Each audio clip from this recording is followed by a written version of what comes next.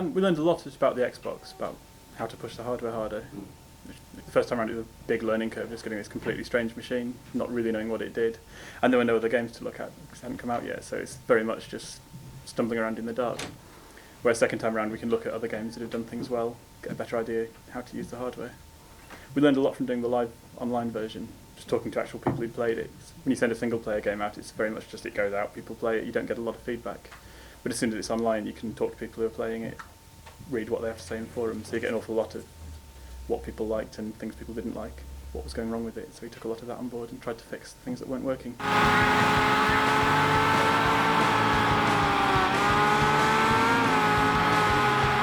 It's a hard one to answer because it's a strange start to the project. Because we did the online version, sort of in sync with it, when MotoGP2 finished, basically all the programmers started working on the live support, which took about 3-4 months. And the artist immediately started building all the new tracks and flying all over the world to the racetracks to collect reference material. So there's a big split in the team that the artists were working on version 2 and the programmers weren't. And then when the live version was finished, we all came back together. But it's, so yeah, programming-wise, the whole team started working on it from about November last year.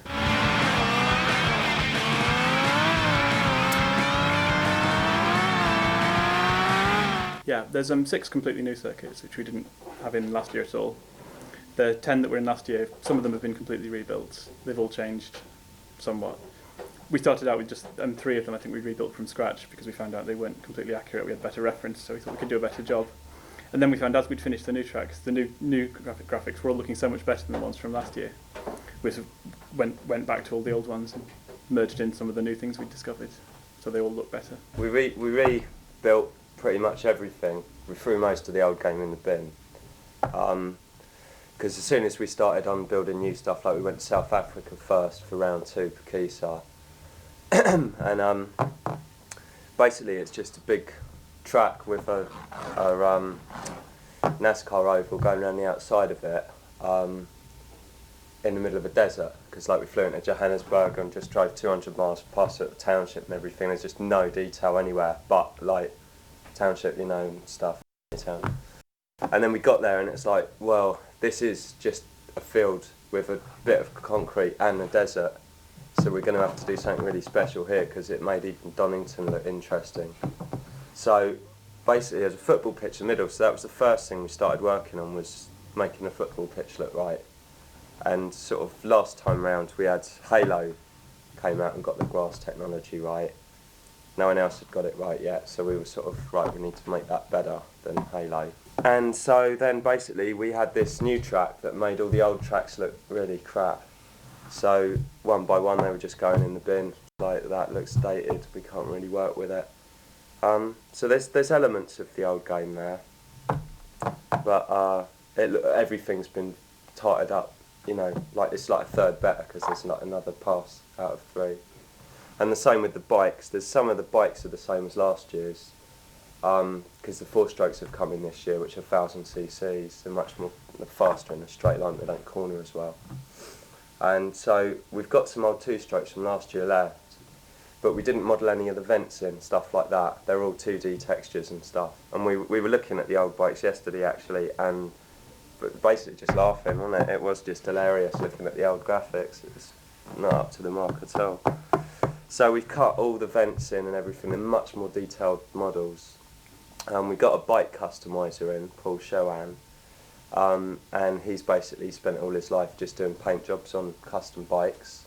And he came in and looked at what we'd done and said, you know, this is all wrong, that's made of titanium, that should have burn marks all over it, you know, look at your reference material. And we were approaching it as video game artists.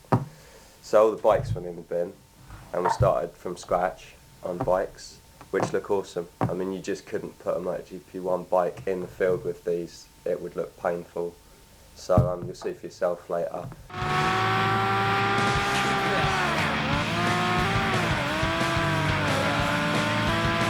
And we've made that a lot deeper, basically. The thing we found last year, the whole thing of getting experience points as you race through, the idea we'd had is that you'd start off doing training, get some experience points from that, then you'd go off and do some races, win some more points from the races, then as your bike got better you'd be able to go back to training and do some of the harder training missions that you hadn't succeeded at the first time round. That's not how people played it, we found. Once it actually turned out, everyone just sat down and did all the training in one go, start to finish. And the last few training missions really were very, very hard. Then they'd go into the races, and by the time they'd done the training, they were so good at the game they'd just win all the races and get all the experience points. So what we've done this year, we've split the points through the difficulty level. So if you play a championship on easy setting, you get some experience, but not as much as on the very hard settings.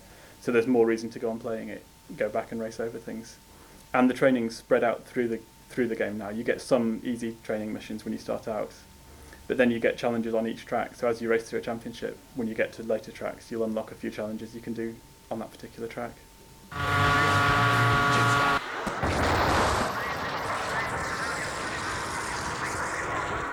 You actually could on the old game, but it's much more obvious now. Basically, we've got fairings up in the team area which are all smashed up, which we nicked off the races, which that's how we actually did the damage model. The basic thing is we're under a lot of control from Dorna, which is the company that own MotoGP, and there's things we can and can't do. Basically, with all the marshals around the track, if someone crashes and there's a bit of fairing that's broken in some way and not firmly attached to the bike at each correct point, they just won't let the rider back on the bike.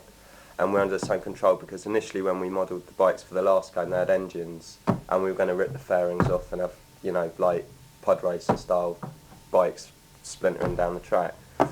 So basically, we want to do that, but we just can't. MotoGP is just strictly, you know, we're not allowed to do that, and it's a bit like umbrella girls riding around the bikes. They had to have crash helmets. It's bizarre, but Dorna will come in and just go, "What are you doing? Those girls in bikinis could hurt their heads if they fall off at 200 miles an hour. Put crash helmets on them." So it's basically it's not 3D stuff ripping off, but the 2D effects are much heavier this year, and the whole lighting model's changed, which Sean did. Basically, it's got what's called Fresnel lighting now. Who's this old dude from 200 odd years ago, is it? And basically invented lighthouse lenses, how light works when you move something around in an acute angle. It gets much more shiny. The bikes do that now, which also contributed us to finding the old game looking quite funny because it looked a bit like Christmas decoration sort of finish to everything. So now we've got this Fresnel lighting. As you see a bike coming towards you that's damaged in some way, there'll be a really hard set of lighting going on down one side. You'll be able to see it on Rossi's bike on that picture there. And none of that Fresnel lighting is going to come into effect. You'll see areas where that fairing's been scuffed and damaged, all down here, and all this shine that's coming off the bike won't activate on that. So you'll visibly see very clearly when a damaged bike's going past you or if your bike's damaged.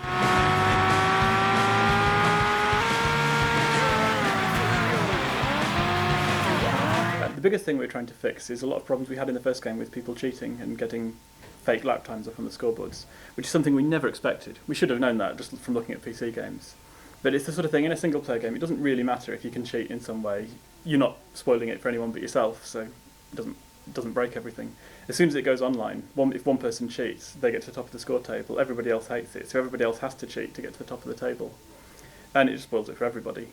So we spent a lot of time just looking at all the ways people had found to cheat and finding how can we stop that. So I'm fairly confident that we've got everything, and hopefully it will be totally glitch-free this time round. Which is great for us, having done the previous version. We were able to sort of get it out there, let people have a go at breaking it, see how they broke it, and then go, aha, we'll go and fix every single one of those.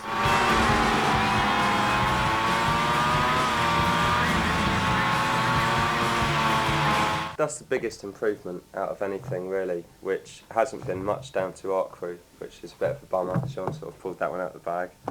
But it's just the coolest customisation thing, you know, I've seen. It's like a cut-down mini 8-layer version of Photoshop. What you've got is you've got your bike, which this year, like I say, has been done by a proper bike customiser. This guy he's got a company called Redline, but when he came along, he had portfolios of like all the designs that he's done, like sort of electric flames and crash helmets, where he's done like Predator face crash helmets, all modelled up on that.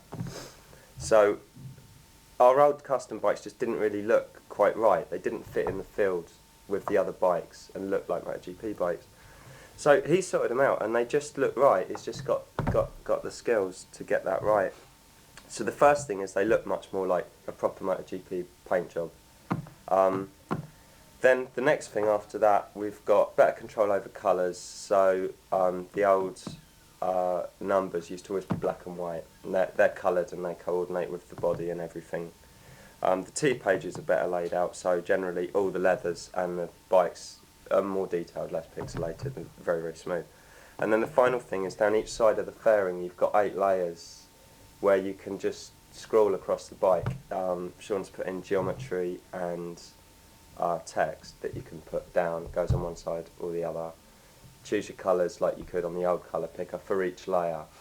So kind of like kind of Boolean subtraction and addition, you could put say a circle and a triangle, make a Pac-Man type thing, you know. And people have started using numbers and letters as, like one guy made a barcode on our X35P bike that was made out of a load of ones and spaces and stretched it. So we're finding that the art crew are getting some really bizarre results out of it, as you saw with the official Xbox bike, and there's going to be an XboxGamer bike when we go over to see them. So online, you know, these bikes are going to look wicked. I think people are going to take a real pride of making, you know, coolest looking graphics, and then getting online, showing the bike off. And we've got like more camera views this year, and Sean's put one in that's just a pose camera. That literally just chases the bike and makes it look really cool, so you can sort of admire your handiwork as you go around. It's a bit of a devil to drive, you know, on the racing line with it, but it is just post-factor bike camera. So yeah, it's a big improvement, really. The best thing is to sort of have a go of it, you know, yourself, really. It depends how long you want to spend on it. I think you could spend weeks. The way I tend not to, because I'm not an artist, I don't usually know what I want. The way I tend to do it is you go into a new bike, go into the colour selector, hit random. If you don't like what it comes up with, hit random again. Do it 3 or 4 times, you'll get something that looks alright, and then you OK it and go on into the race. So if you want to do that, they will look good. If you want to spend more time, just write your name on the side, or if you want to spend a lot of time, you can get something quite complicated.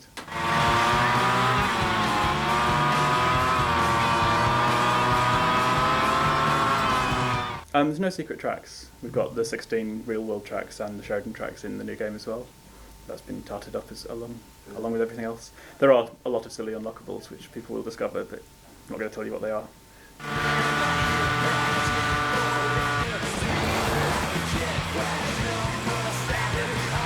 So Burnout 2, that was what caused us to just really start thinking about it, because it's such a kind of headache accident that they've got together, and a lot better than the first one. So that was kind of really the starting point, that you do, it's like Sean said earlier, when we did the first game we didn't have any Xbox games to look at, we were looking at PS2 and Dreamcast games and stuff. So having Xbox games, you know, lighting in Splinter Cell, crashes in Burnout 2, there's sort of benchmarks you'll look at and think, you know, right, okay. So we got onto that, thinking about it.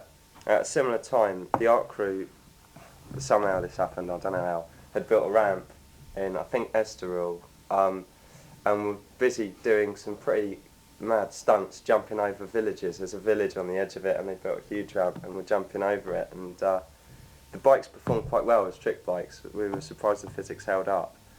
And then one of them was just looking at it from the front wheel cam, and he just nosedived and ploughed into the ground. And I used to do BMX freestyle. It really reminded me of coming off the bike, and just know the skin's coming off your hands, you know. And with the new streaky detail tech that Sean's done, so the ground can go past you without strobing and full one directional detail at 200 miles an hour, it looked horrific. And I just thought, well, that's it. So Damien, we called Damien over, who was looking into the crash cam anyway, and said, oh right, yeah, that looks like it hurts. And then a few motion blur shaking camera tricks. I don't know, you know, exactly how he's done that, but it does look nasty. It looks like you've completely lost control and you're skimming tarmac. And also there's a lot better audio. The sound guys have had another year working on it. So we offered them to smash up the fairings in the art department for the sound of it all, but I can't remember what they did in the end to get the smashing sounds. But it's the whole package. It's everything together that it's just a nasty looking accident.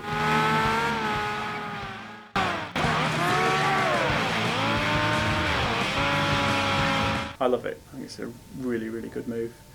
Online gaming just always has been so much more fun than playing anything single player. People are just more interesting than AI. But PC gaming online, it's always been fiddly. It's awkward to set up. It goes wrong. You have to know a lot about computers just to get into sessions. And Xbox Live really seems to have got to the point where it is you just put the disc in the machine, press A few times, and you'll find yourself in a game, and it works.